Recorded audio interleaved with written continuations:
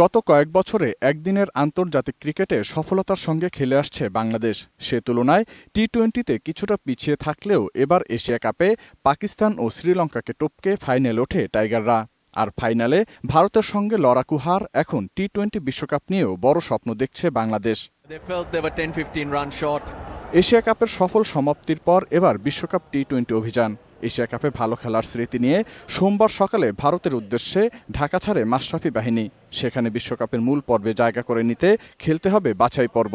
তবে বাছাই পর্ব পেরিয়ে বিশ্বকাপের দ্বিতীয় রাউন্ডে খেলাই মূল লক্ষ্য বলে জানালেন মাশরাফি।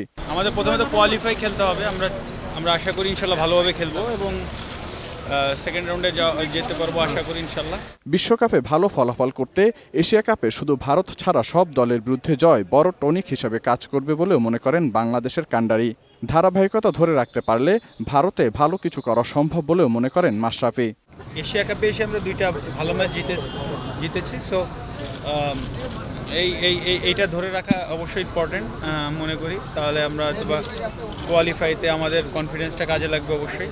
আমরা ভালো খেলেই ফাইনালে উঠেছি, ফাইনালে আনফরচুনেটলি আমরা পারিনি। তবে আমি মনে করি আমরা যেহেতু ফাইনাল খেলেছি আমাদের কিছুটা হলেও কনফিডেন্স থাকবে ইনশাল্লাহ। বিশ্বকাপ টি-20-র মূল পর্বের আগে 9 মার্চ ধর্মশালায় বাছাই পর্বে বাংলাদেশের প্রথম ম্যাচের প্রতিপক্ষ নেদারল্যান্ডস। এছাড়াও আয়ারল্যান্ড ও ওমানের বিরুদ্ধে বাছাই পর্বে খেলবে বাংলাদেশ।